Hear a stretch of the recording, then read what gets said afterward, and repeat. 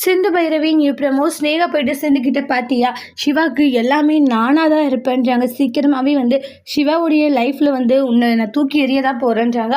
அவனுடைய வாழ்க்கையில் உன்னை துரத்த தான் போகிறேன்ற மாதிரி சொல்கிறாங்க. இங்கே பாரு ஸ்னேகா, நீ என்ன நினச்சாலும் சரி, என் புருஷன் எனக்கு சொந்தமானவர். யாருக்காகவும் நான் என்னுடைய புருஷனை விட்டு கொடுக்கவே மாட்டேன்றாங்க. இங்கே பாரு, இப்படியெல்லாம் பேச உனக்கு அசிங்கமாக இல்லை. ஏன்னா சிவா இந்த நிலைமையில இருக்கானா அதுக்கு காரணமே முழுக்க நீ தான். அவனை இன்னும் என்னெல்லாம் கஷ்டப்படுத்த போறியோ எனக்கு தெரியலன்றாங்க.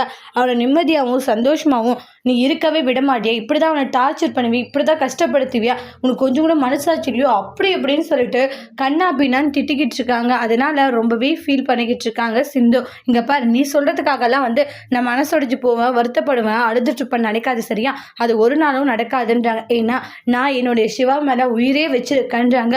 எந்த காரணத்தை கொண்டு எவனுக்காகவும் நான் என் புருஷனை விட்டு கொடுக்க மாட்டேன்றாங்க. எப்படி நீ என் புருஷனை அடையிறேன்னு நானும் பார்க்குறேன். இந்த சிந்து இருக்கிற வரைக்கும் என் புருஷன் மேலே சுண்டு வரல கூட படவிட மாட்டேன் அப்படின்ட்டு சொல்கிறாங்க.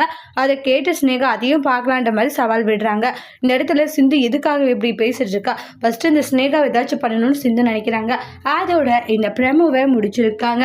இனி வரக்கூடிய பேசல இந்த மாதிரி ஒரு டோஸ்ட் வர போதுன்ட்டு வெயிட் பண்ணி பார்க்கலாம். இந்த வீடியோ பிடிச்சிருந்தா லைக் பண்ணுங்க, கமெண்ட் பண்ணுங்க, ஷேர் பண்ணுங்க. மறக்காத நம்ம சேனலை சப்ஸ்கிரைபர் பண்ணிக்கோங்க. Thank you friends.